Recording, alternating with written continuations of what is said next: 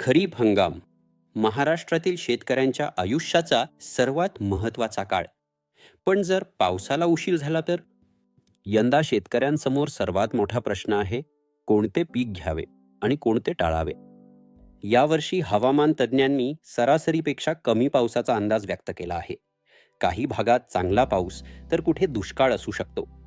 जर मान्सून 15 जून ते 30 जून दरम्यान आला तर जवळपास सर्व खरीप पिकांची पेरणी सुरक्षित मानली जाते. परंतु जर पाऊस जुलैपर्यंत लांबला तर पीक नियोजन बदलणे अत्यावश्यक ठरते. 8 ते जुलै 15 दरम्यान पाऊस आल्यास कापूस, सोयाबीन, तूर आणि सूर्यफूल योग्य ठरते.